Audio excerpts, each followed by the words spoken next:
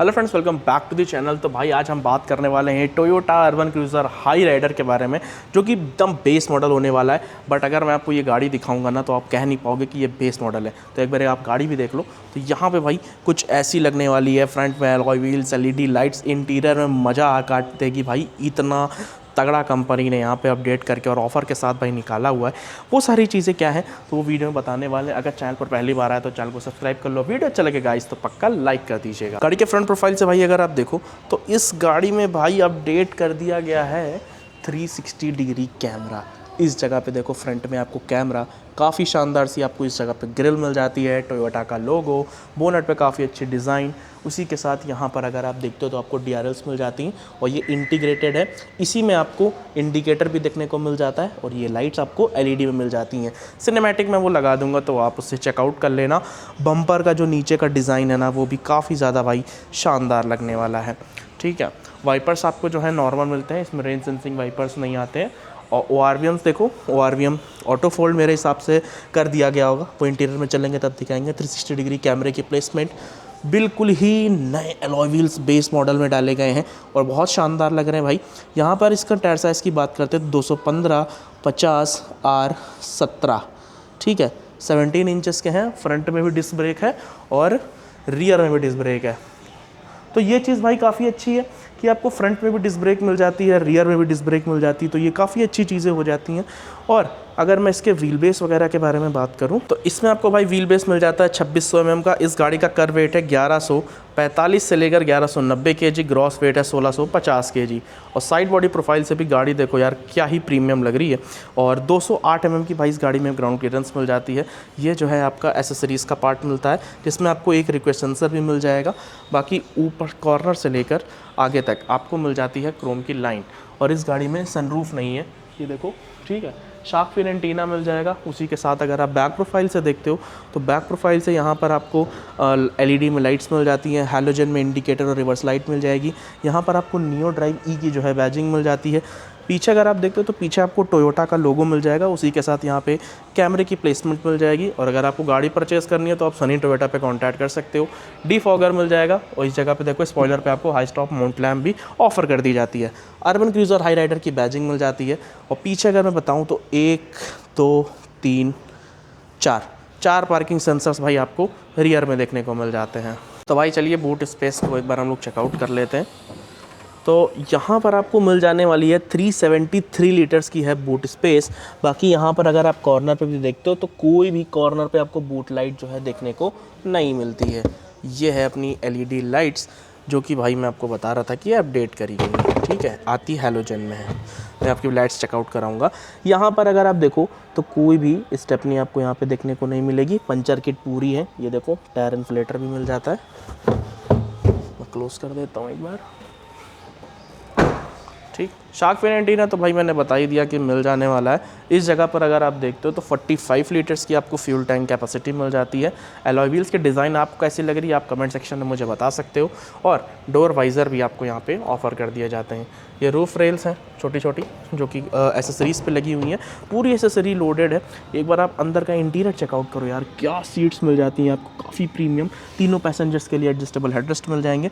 उसी के साथ अगर आप यहाँ पे देखते हो तो यहाँ पर आपको क्रोम का ट्रीटमेंट नहीं मिलता है। यहाँ पर नॉर्मल से आपको डोर हैंडल्स मिल जाते हैं। ये आपको हल्का सा ग्लॉस फिनिश, ये आपको हार्ड प्लास्टिक, बट ये जो है आपका सॉफ्ट टच मिल जाता है। नीचे आपको बॉटल होल्डर और स्पीकर भी ऑफर कर दिए जाते हैं। ये बेस मॉडल है भाई। ठीक है, चलिए बैठते हैं गाड़ी के इंटीरियर में।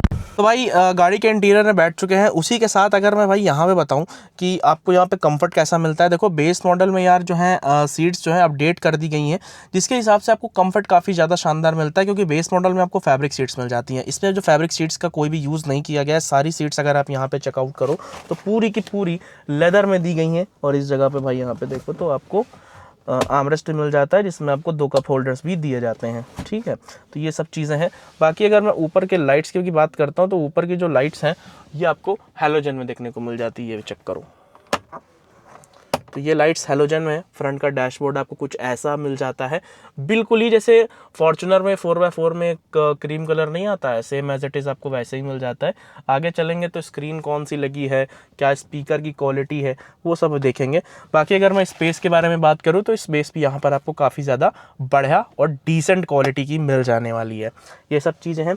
पीछे आपको एसी वेंट्स, चार्जिंग का पोर्ट नहीं है, हम्प भी बहुत ज़्यादा कम है, तो 5 सीटर के हिसाब से 5 लोग इस गाड़ी में बहुत ईजिली बैठ जाएंगे। पीछे पार्सल ट्रे नहीं है, पार्सल ट्रे आप एसेसरीज पे लगवाना चाहते हो तो पार्सल ट्रे भी जो है आपकी लग जाएगी।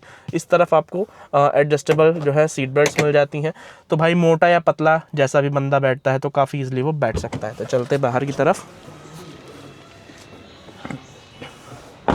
ठीक है, को ड्राइवर साइड भी अगर आप देखते हो तो यहाँ पर आपको रिक्वेस्ट सेंसर मिल जाता है। ठीक, और इस तरफ भी अगर आप देखते हो तो बिल्कुल ही एकदम सॉफ्ट टच का जो यूज़ किया गया है ना, बहुत प्रीमियम लग रहा है। लग नहीं रहा है कि ये एकदम बेस मॉडल है इनोवा हाई राइडर का, Urban Cruiser Hyryder sorry, है ना।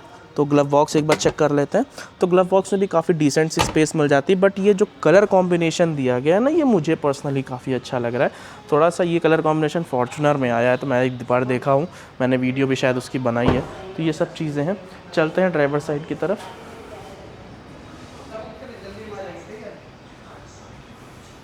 तो कीलेस एंट्री यहाँ पे भी मैंने आपको बता ही दिया था। बाकी इस जगह पे देखो तो जैसे कि मैंने आपको स्टार्टिंग में बताया था, तो ORVM इसके ऑटो फोल्ड नहीं है, बट इलेक्ट्रॉनिकली एडजस्टेबल मिल जाएगा। लॉक अनलॉक के बटन्स मिल जाएंगे। 1 टच पावर विंडो आपको सिर्फ ड्राइवर साइड मिल जाएगी, बाकी ये सॉफ्ट टच मिल जाएगा।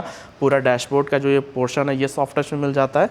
ठीक है, 6 वे एडजस्टेबल ड्राइवर सीट मिल जाती है, वो भी मैनुअल।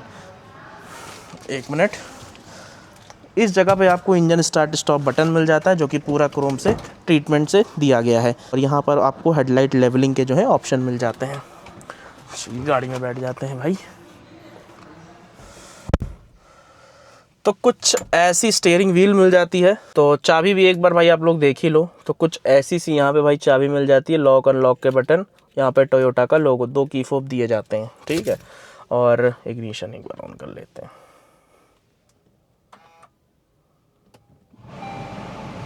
ठीक है, तो ऐसा कुछ इग्निशन सिस्टम मिल जाता है आपको।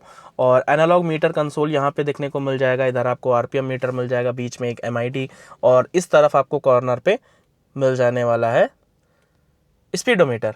उसी के साथ बीच में अगर मैं दिखाऊं आपको, मोड का बटन कुछ काम करता है। अच्छा सॉरी, यहाँ पे चलता है बलेनो वाला, ग्लांजा वाला मीटर इसमें पड़ा हुआ है।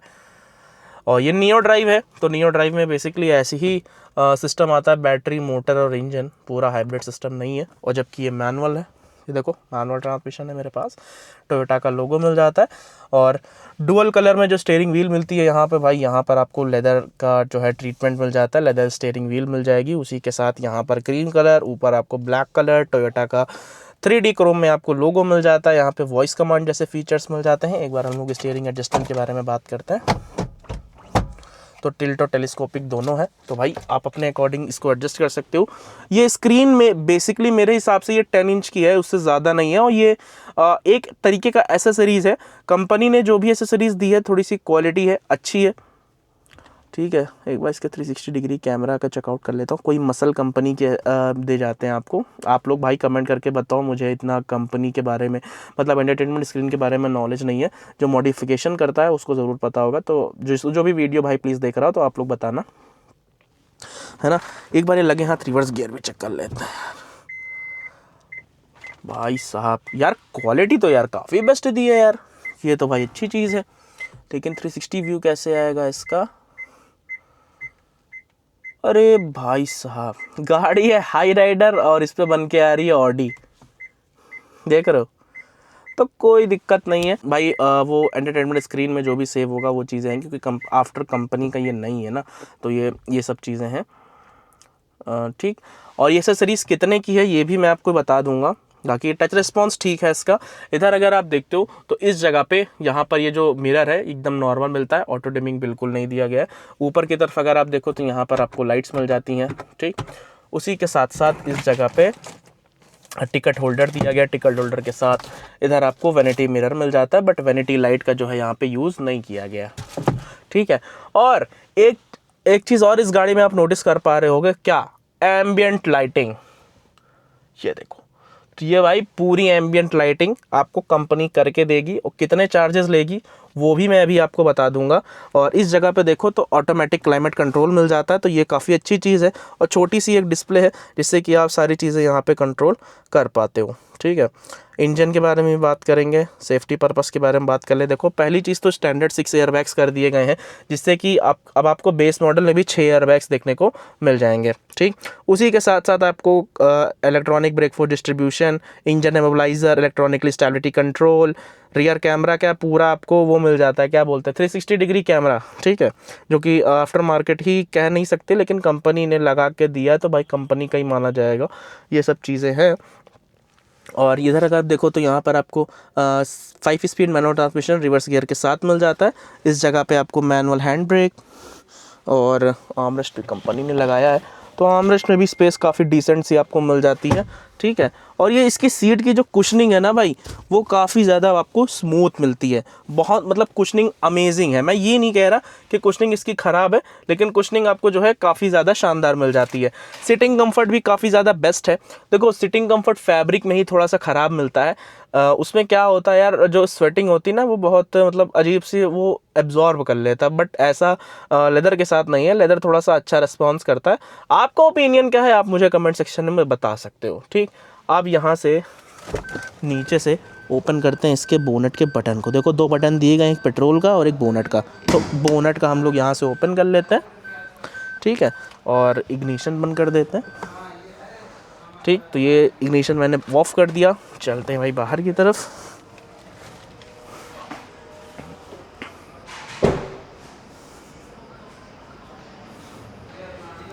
रुको यार बोनट खोल लेता हूँ। भाई लिटरली हैवी है यार, बोनट हैवी है भाई। इंजन और पावर की बात करें तो यहाँ पे K15B 1462 सीसी का इंजन मिल जाता है, जो कि 101 bhp की पावर और 136 न्यूटन मीटर का torque, 4 cylinder 5 speed manual transmission और फ्रंट व्हील ड्राइव आपको देखने को ये कार मिल जाती है।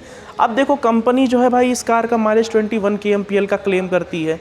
मैनुअल नॉन हाइब्रिड की मैं बात कर रहा हूँ, बेसिकली ये नियो ड्राइव है, ठीक है। तो नियो ड्राइव में थोड़ा सा माइलेज क्या 1-2 ही किलोमीटर का माइलेज इंप्रूव होता है, क्योंकि वो पूरी बैटरी पे कार नहीं चलती है।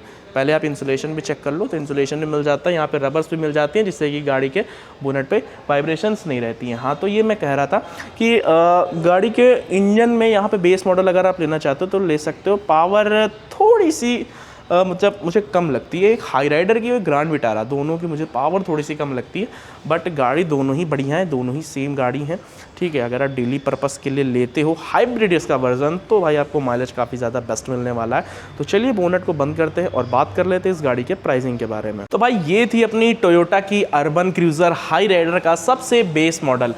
कंपनी जो एसेसरीज़ मैंने आपको बताई हैं, चाहे एलॉयज़ हो, चाहे इंटीरियर की सीट्स हो, उनके लेदर हो, एम्बियंट लाइट, स्क्रीन, कैमरा, जो भी चीज़ें हैं, उनका कंपनी जो आपसे कॉस्ट लेगी ये लगा के देगी 1,54,000 रुपये, वो आपको लगा के देगी। ये सारी चीज़ें मिल जाएंगी। बाकी आप एलॉय व्हील्स के डिज़ाइन वगैरह देख ही सकते हो, मैंने आपको वीडियो में बता ही दिया था।